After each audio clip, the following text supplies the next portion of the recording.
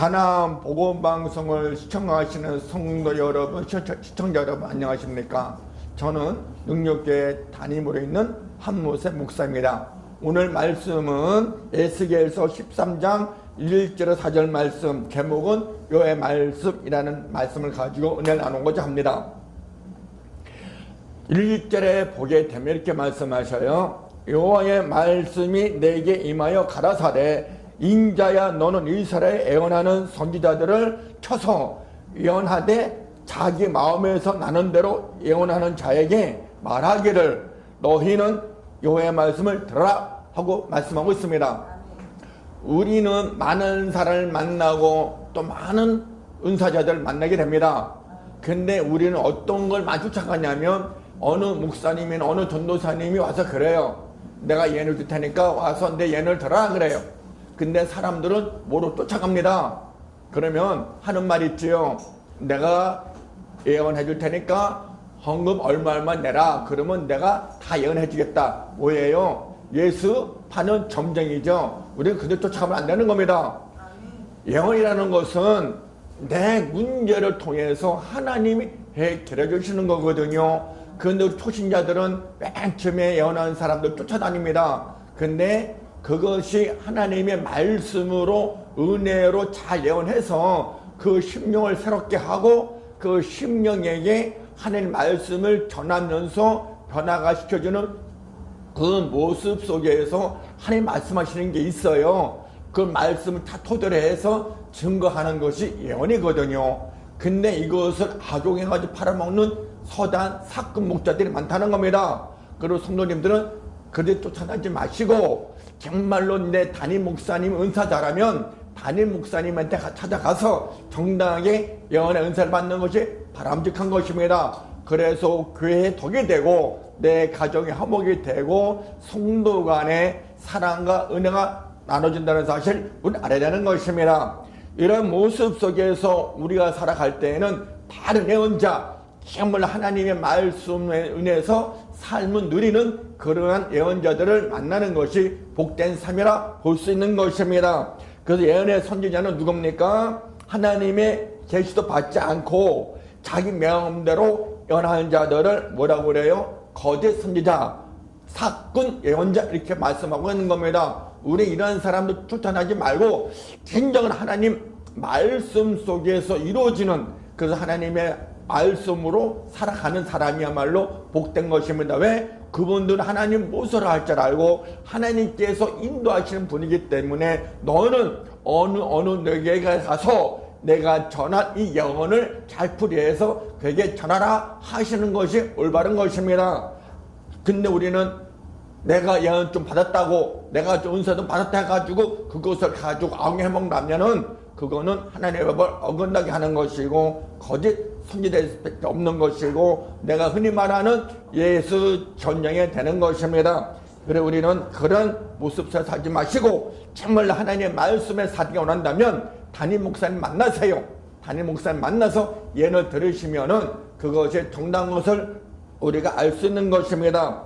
그래서 성령에 의지 않고 자신들의 생각대로 예언하는 자들로 하나님께 악한 선지자를 평가를 받는다는 사실을 우리는 알아야 되는 것입니다. 에레미야 14장 14절 여호와께서 내게 이르시되 선지자들이 내 이름으로 거짓 예언을 하도다.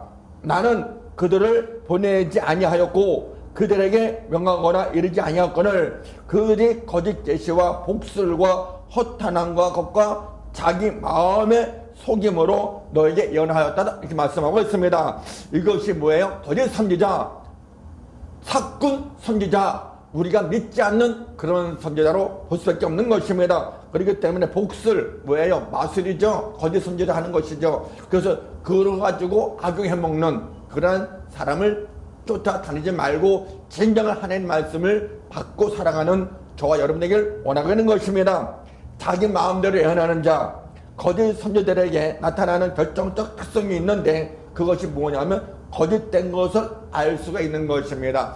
그러면 내가 하나님의 말씀 안에서 은혜 받고 내가 말씀 안에서 바로 쓰고 알게 되면은 이것이 거짓이다 진실이다 볼 수가 있는 것입니다. 진실은 그 자리에서 나타나지만 거짓은 차근차근하게 안 보이는 것에서 차근차근히 나타나는 거예요. 이것이 거짓 선지자들이에요. 맨 처음에는 진실 같지만 그 진실이 아니라는 것을 나중에 가면 알 수가 있거든요. 그런 진실은 그 자리에서 알 수가 있어. 아, 저것은 진실이다, 거짓이다, 이걸 볼 수 있는 겁니다. 그래서 숨기는 자들은 그것을 자기가 진정한 것 같지만은 나중에는 그게 다 거짓으로 드러나는 것이지요. 그래서 우리는 조심해서 하나님의 말씀을 심으라 하는 것입니다. 에레미야 17장 9절 말씀. 만물보다 거짓되고 심히 부패한 것은 마음이라 눈이 이를 알려마는 하고 말씀하고 있어요. 본문 3절에 주 여호와의 말씀에 본 것 없이 자기 심령을 따라 예언하는 우매한 선지자에게 화가 있을진저 라고 말씀하고 있어요.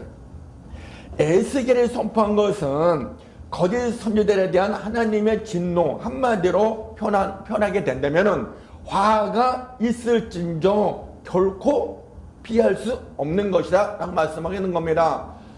거짓은 피할 수가 없지요.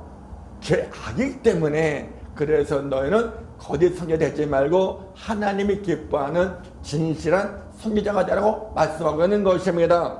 그래서 그 진심을 가지고 너희가 내 일을 한다면 너희가 복된 사람이 되는 것이고 너희가 하나님이 기뻐하는 선지자라 말씀하고 있는 겁니다. 지금도 많은 목사들이 계시지만 거짓 목사도 있고 사건 목사도 있고 진실성이 있는 아름다운 목사님들 많다는 사실을 알아야 되는 것입니다. 그런데 우리가 분별을 못해. 이 사람이 진정한 목사냐, 이 사람이 진짜 하나님의 사람이냐, 이거 분별할 줄 알아야 되는데 하나님의 영이 없다 보니까 분별을 못해. 그다음 쫓아다가 보니까 내가 지옥불로 가는 걸 몰라요. 그러면은 이것을 알려주는 목사가 있는데 그걸 제대로 알려주지 못한다면 그것은 사건 목자 되는 거기 때문에 우리가 바로 알고 바로 깨달아서 하나님의 그 사랑을 믿고 가는 우리가 되길 원하고 있는 것입니다. 우리가 겉모습으로 나타나지는 않아요. 겉으로 나타나지 않지만 그 마음에는 있어요. 그래서 우리가 그 마음을 알지 못한다면 나는 죄악이 돼버리는 거예요. 그래서 진실한 마음을 알려 하면 먼저 기도가 많이 있어야 되고요. 찬양도 많이 해야 되고요. 말씀도 많이 읽게 되면 내 영안이 열려요. 영안이 열리는 동시에 내 마음에 하나님의 성령이 내 안에 들어오셔서 그걸 알게 해주셔요. 저는 하나님께 많은 은사를 주셨지만은 저는 표현 안 하잖아요. 왜?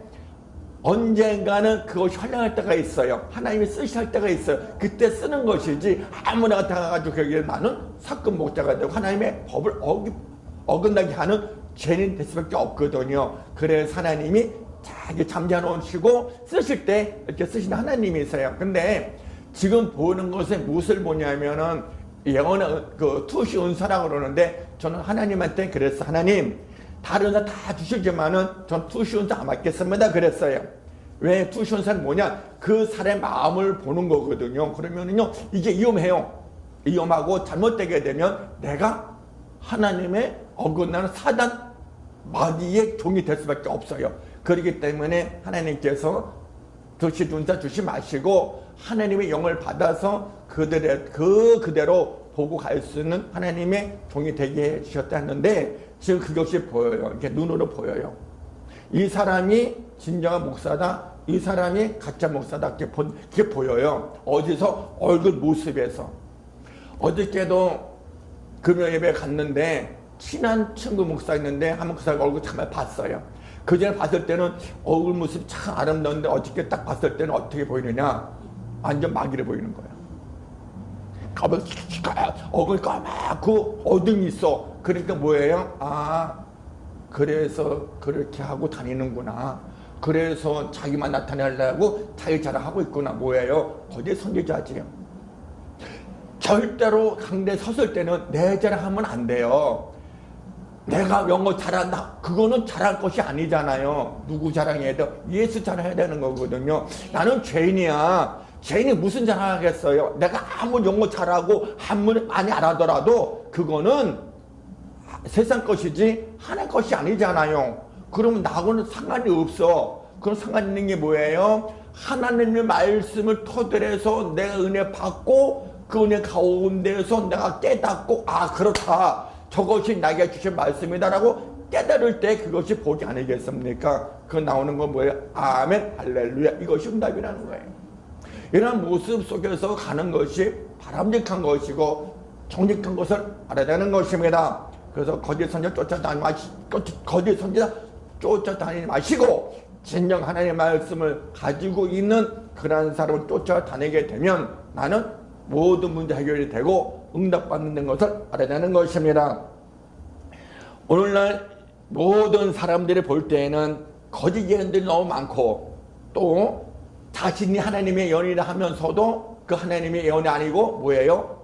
하나님을 속여서 하나님을 팔고 자기를 나타내려는 그런 사람이 허대 많다라는 거예요. 그래서 십계명 첫째는 뭐라고 말씀하셔요?